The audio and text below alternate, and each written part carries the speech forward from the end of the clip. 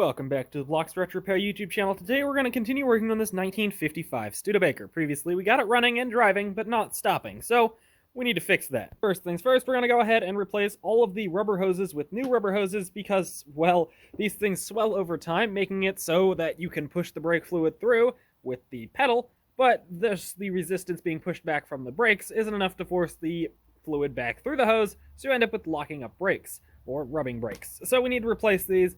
Also, because if one of these ruptures on this car, you lose all your brakes, because there is no separation between the front and rear brakes like there is on a somewhat more modern car. Went ahead and removed both rear brake cylinders and disassembled them. That was a little bit difficult to do, but they're now all in ultrasonic cleaner to clean them all up, because I'm actually going to be rebuilding them.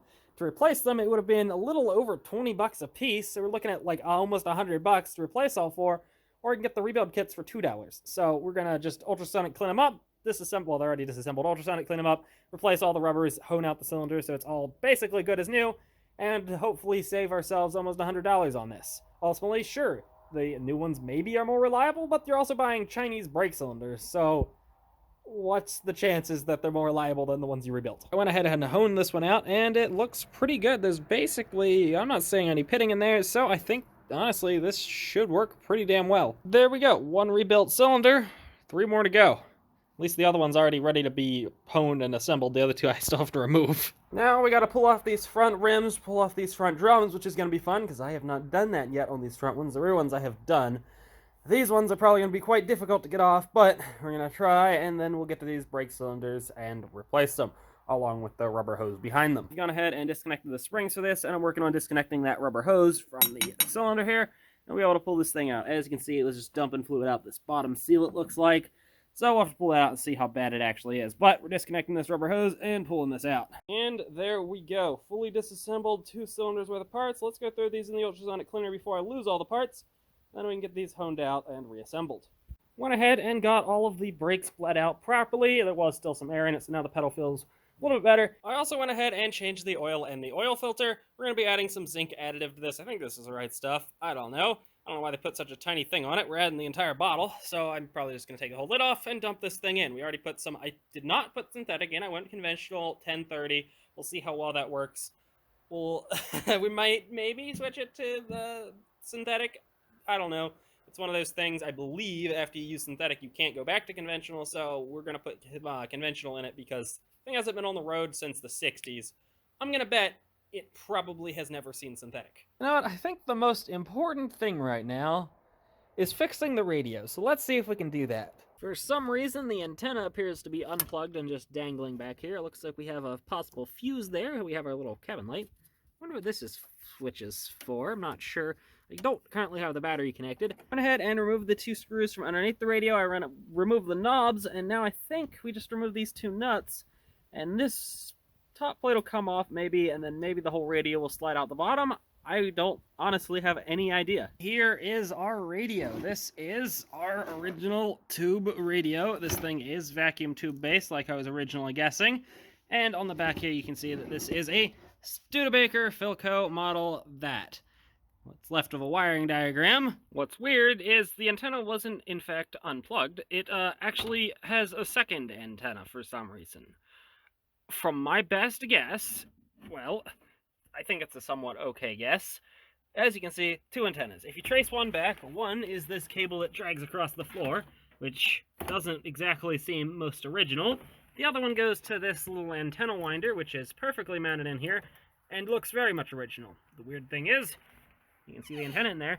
There's no hole for it to come out. The other one goes back to this right here, which after looking at it, is this even an original antenna, or is this an aftermarket antenna that somebody installed? Because, well, I mean, I don't know. To be fair, that does look like a not factory hole, so makes me wonder if there's not supposed to be a hole there. Would you look at that? Body filler. That's suspicious. I guess whenever we restore this panel and fix all of this rust, maybe we'll convert this back to the antenna being right here. As you can see, we have a weirdly clean Philco tube on top, and the rest look very dirty. I do not like that damage there on that coil. That could be just an end game for this radio right now. But let's disassemble this a little bit further and see what we can test. Now I went ahead and removed this because this is glass, and I don't want to break this, so we're going to put this somewhere safe while we work on the rest of this. So I don't lose track of which tube goes where. I'm just going to pull it out, test it one at a time, pull out this nice condition Philco, and then we're going to throw it on the tester here, see if it's good, and move on to the rest of them. Well, I didn't expect the very first tube to be bad, but it is. It has a short, so on to the next one. Now this one here is a little bit white at the top. That usually means the tube is vented or lost its vacuum, so if I had to guess any were bad, that was the one I was going to guess was bad, but since the one that looked cleanest was bad, maybe this one will be just fine. I don't know. Okay, I went to pull it out and realized, yes, it's very much broken. So I'm right about it being vented, so I guess I gotta figure out how to get this removed and replace it, because that tube's also very bad. Went ahead and disassembled the radio a bit further, and we are done. As you can see, the wires are ripped out of that transformer, so we're done. Unless I can find a replacement Philco transformer, this radio is unrepairable, because, believe it or not, while I can fix all that, I cannot fix that. I don't rewind transformers. Unfortunately, with those broken wires in this transformer, there is nothing I can do. I cannot find one of these for sale anywhere. The best bet is to find a donor radio that has the same vibrator transformer. Unfortunately, I'm going to have to do some research to see if I can find a donor radio and figure out what radios have this exact same vibrator transformer. I have an old Mopar radio that has the power transformer, but at least I think that's what that is. But I do not have any that have this thing here, the vibrator transformer. So unfortunately, this radio is dead in the water until I can find a replacement one of these. Since we finally have brakes, I decided to give this thing a little bounce around in this field before I pulled it up to get the thing pressure washed and cleaned. You may notice a lot of smoke coming from the engine bay, and that's because some idiot, me, forgot to tighten down the valve covers and they were just dumping oil on the headers. And of course, here is our before, what it looks like before we pressure wash this thing. It's pretty bad. Yeah, this was not doing anything. I ended up breaking out the pressure washer and soap after this. And here's the after. As you can see, while it's wet, it looks really good. But I discovered something. See this right here? This car used to be red, which I actually discovered previously. I just didn't believe it. I was looking up under the dash of this car the other day and found this body color label. As you can see, it says Rancho Red and Tilden Gray. Well, the interior, I'd say, could be Tilden Gray, but the exterior is definitely not red. I mean, that's kind of a dark green. And I mean, they painted the door seals if it was repainted, so I mean, it wasn't a terrible paint job if it was originally red. I can't find any traces of red, but there's one thing that makes me think that it possibly was repainted. Back here on the trunk lid, you can clearly see there was some kind of repair work done right here. Right there is where another piece of trim would have mounted. But somebody, for some reason, decided to fill all of those holes and, well, make that disappear. So, I mean, I don't know if that proves anything. I mean, again, inside the trunk lid's green. Literally nothing I can find on this is red. So, I'm not convinced that it was originally red, but somebody's definitely done some custom stuff to this, getting rid of that piece of trim. I'm also going ahead and washing some of the interior because there's a lot of dirt on this interior. You can see where I cleaned and where I didn't. I also went ahead and cleaned the interior a little bit, so now you can actually see the gauges. I did actually see that the speedometer was working when I was driving it up to here where I can pressure wash it. Hit 20 miles an hour on that thing, and it actually worked.